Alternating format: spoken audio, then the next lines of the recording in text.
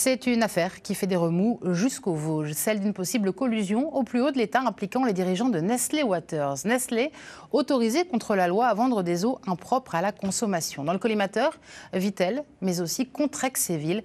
Des révélations par voie de presse qui, vous allez le voir, agacent les élus. Sur place, Sophie Valzecchi et Hélène Leplat.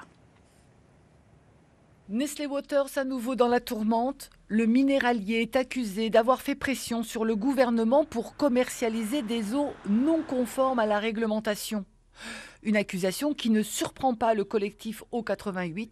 Depuis 10 ans, l'association dénonce des prélèvements d'eau de la multinationale néfastes pour l'environnement.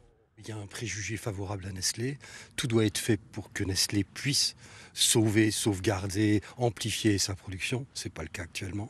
Aujourd'hui, les deux sites vosgiens produisent 766 millions de bouteilles par an contre 1,5 milliard il y a 7 ans.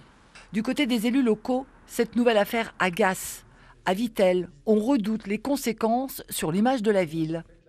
Les révélations, évidemment, sont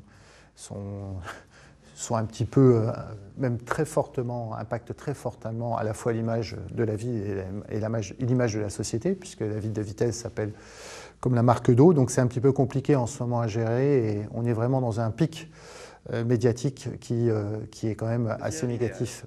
Les élus s'inquiètent des conséquences sur l'activité thermale et l'économie du territoire en général.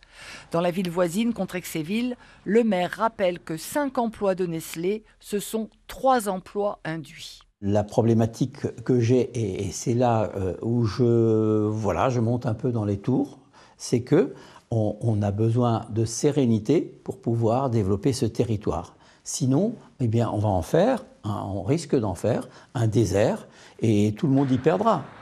Le groupe Nestlé n'en a pas fini avec la justice. Il est poursuivi pour avoir stocké des déchets et maintenu 4 décharges sauvages dans les Vosges. L'entreprise assure que ces dépôts datent des années 60, avant qu'il ne soit propriétaire des terrains. Le procès doit se tenir à Nancy en mai prochain.